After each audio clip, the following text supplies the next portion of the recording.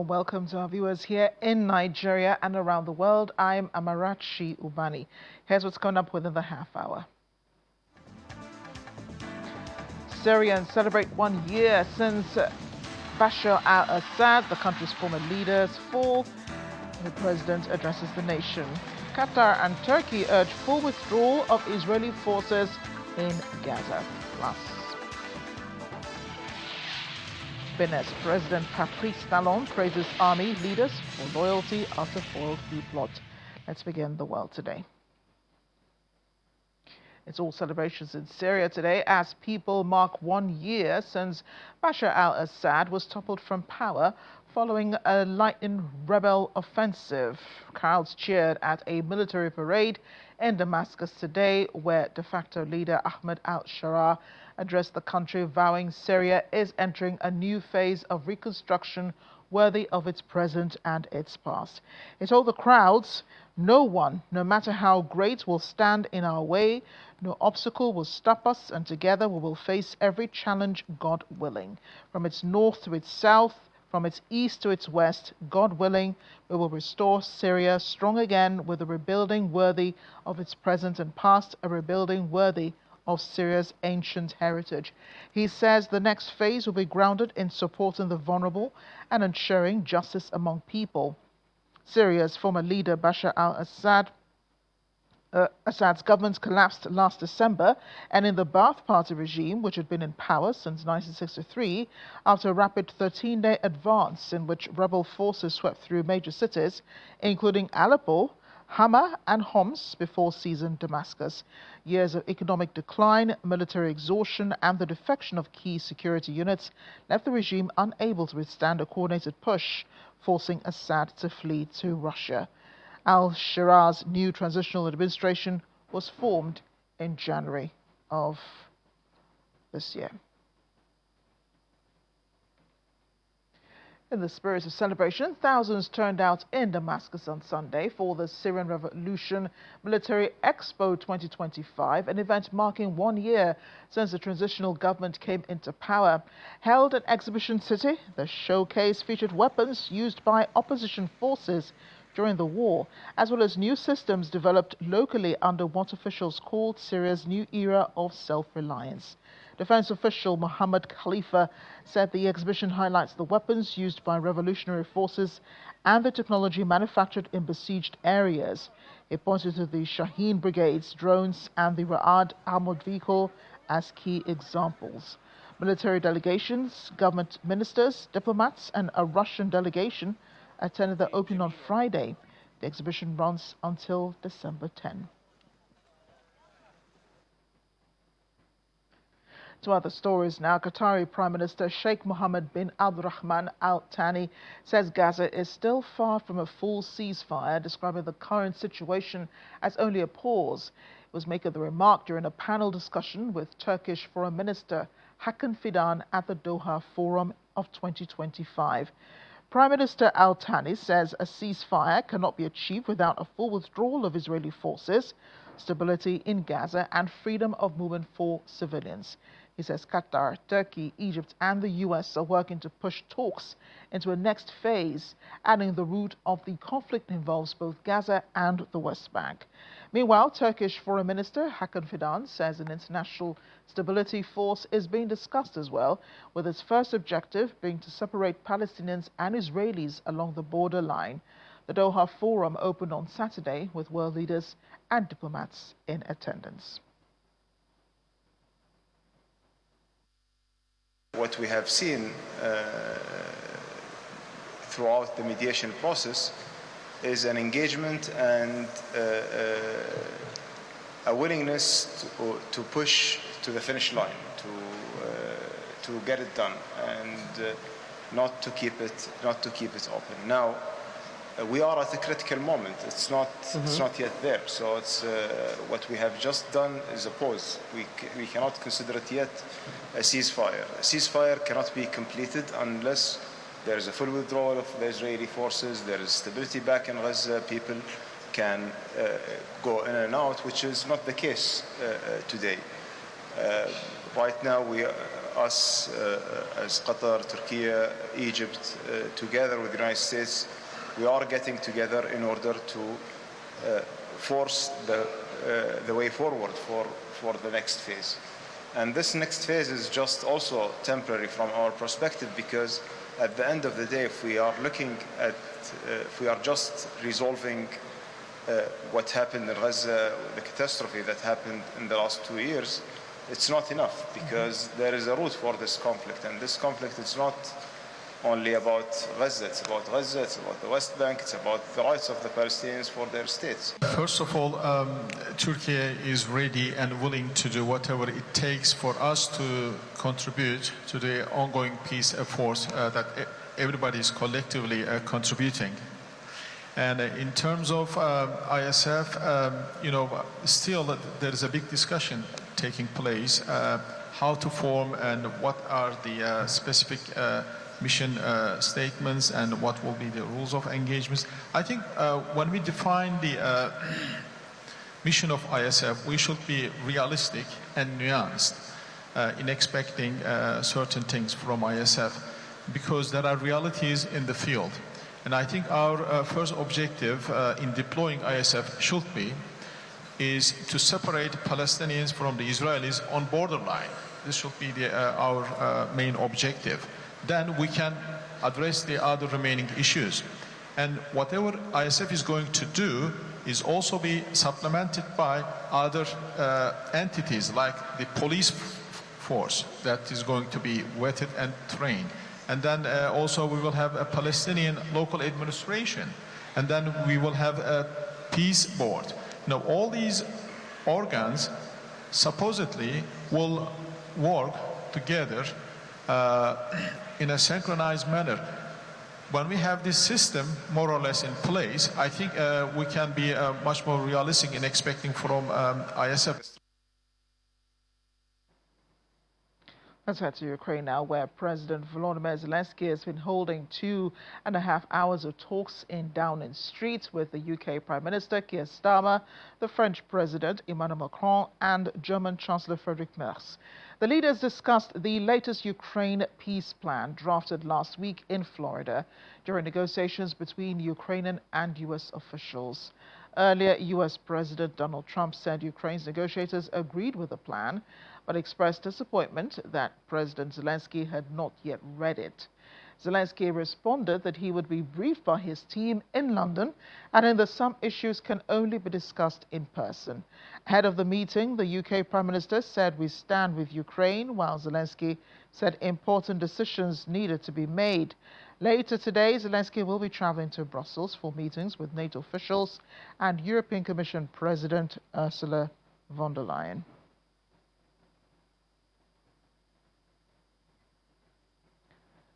Hours after a group of soldiers threatened his presidency, Benin Republic's President Patrice Talon has addressed the people. In a video played on national television, the president said he first thanked the country's army for repelling the coup.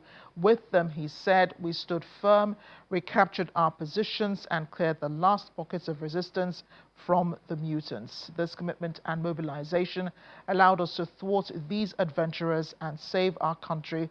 The treachery will not go unpunished. On Sunday, local media said 13 soldiers had been arrested, some reporting that included the coup leader, Lieutenant Colonel Pascal Tigri. Earlier in the day, Tigri led a mutiny, calling themselves the Military Committee for Refoundation. They took over state television and announced the government had been dissolved. Nearly an hour later, the Minister of Interior said the takeover attempt had been foiled.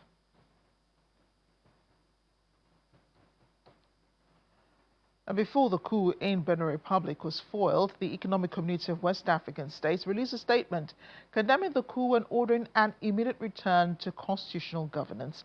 ECOWAS later ordered the immediate deployment of its standby force following what it said was wide consultations with its heads of state and government and the Mediation and Security Council. A statement from the community says the decision, taken at the highest level, was based on Article 25E of the 1999 ECOWAS Protocol relating to the mechanism for conflict prevention, management, resolution, peacekeeping and security. It says the regional force shall be made up of troops from the Federal Republic of Nigeria, the Republic of Sierra Leone, the Republic of Cote d'Ivoire, and the Republic of Ghana. Their job will be to preserve constitutional order and the integrity of the Republic of Benin. All of this happened just 24 hours since the coup on Sunday. Le comité militaire pour la refondation CMR, réuni ce jour, dimanche 7 décembre 2025, à Cotonou. The coup in Benin Republic was quite unexpected for a country believed to have had one of the most stable democracies in Africa. Early Sunday morning, correspondents near the presidential villa reported hearing gunshots. Soon, a group of soldiers, which called itself the Military Committee for Refoundation, interrupted regular programming on national television and announced the removal of President Patrice Talon and all state institutions. Au petit matin de ce dimanche 7 décembre 2025, within the hour, however, the Interior Minister Alassane Seydu said in a video statement that Benin's armed forces had thwarted the attempted coup. He urged the population to go about their business as usual. President Talon is reportedly taking refuge at the French embassy in Cotonou. The embassy had earlier reported gunfire at Camp Gezo near the presidential palace. The Russian embassy recommended citizens remain at home and observe basic precautions until the situation becomes clearer, while the U.S. embassy said it was monitoring the earlier reported gunfire and unconfirmed reports of the coup. Although the government says things have returned to normal and the situation in Benin remains uncertain. The attempted coup, however, becomes the 12th in Africa in 5 years.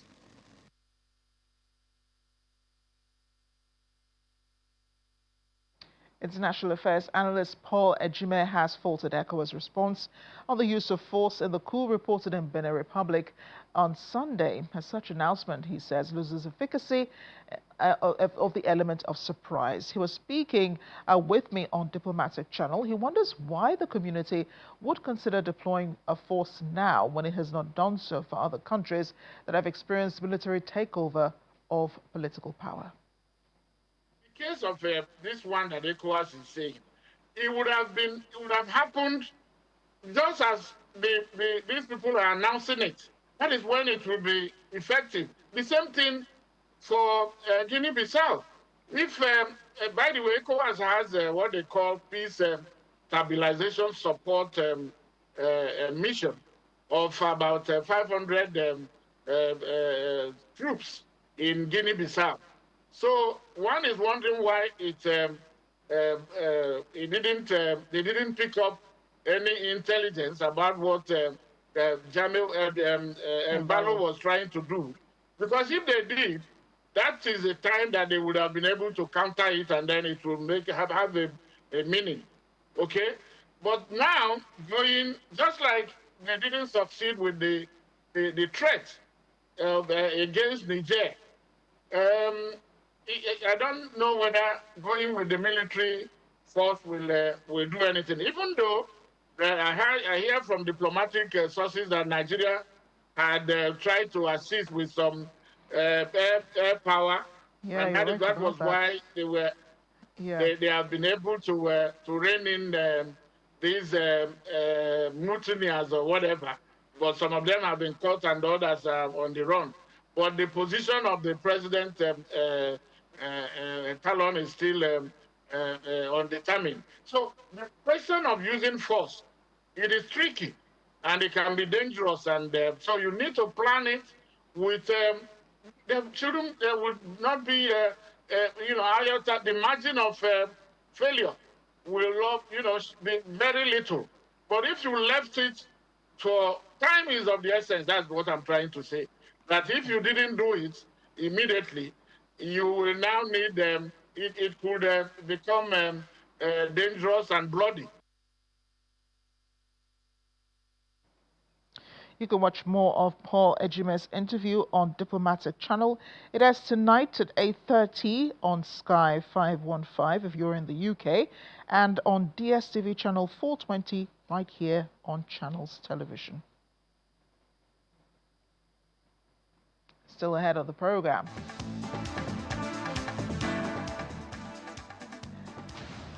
Bethlehem lights up Christmas tree after a 2-year hiatus due to the Gaza war. Stay with us.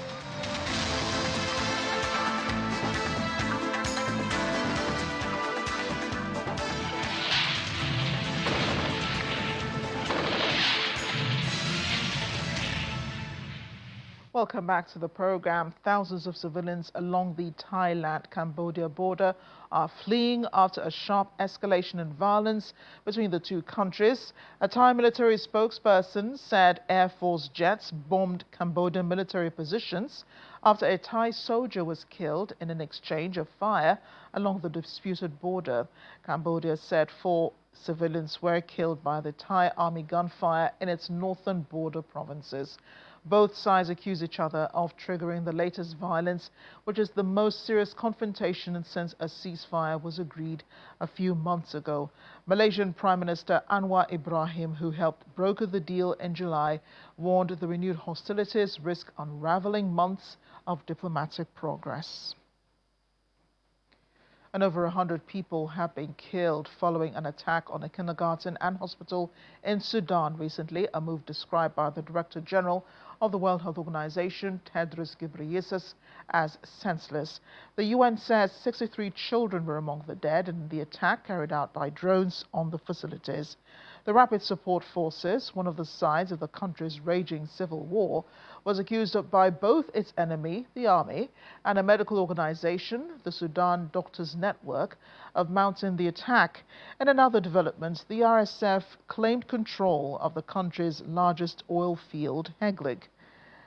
Sudan has been ravaged by war since April of 2023, when a power struggle broke out between the RSF and the army, who were formerly allies. South Africa's Border Management Authority has outlined its festive season operations.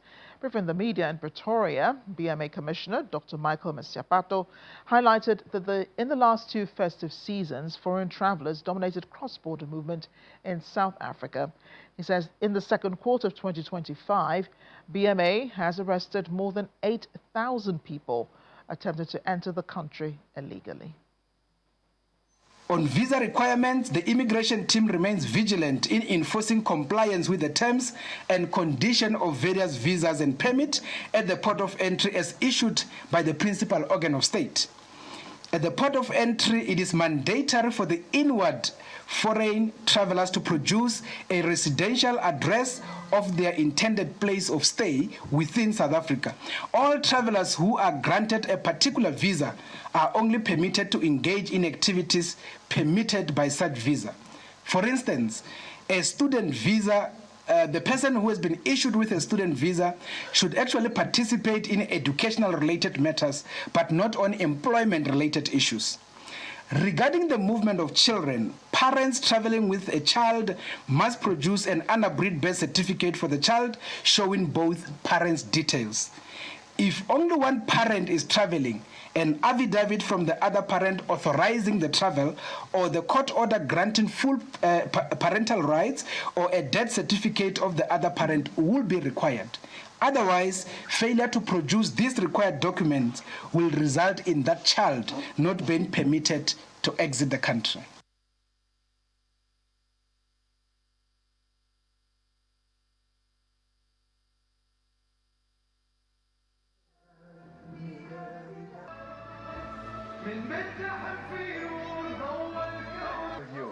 In a place where Christ was born, in a place that has always been a symbol of peace, will one day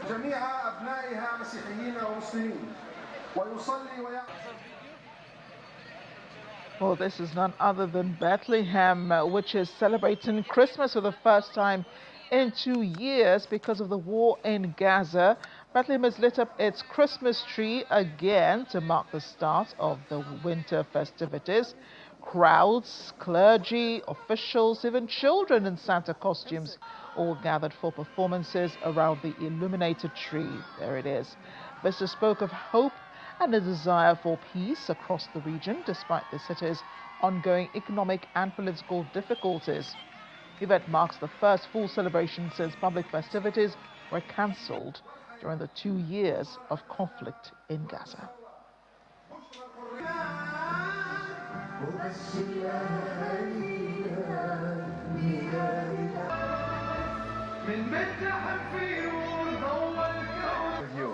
In a place where Christ was born, in a place that has always been a symbol of peace, will one day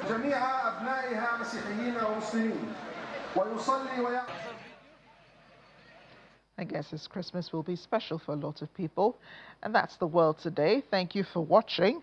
Just a reminder here for our viewers on the DSTV platform, top of the hour will be a documentary on medical doctor and philanthropist Otumba Dr. Kule Hassan. Thanks for watching again. See you next time.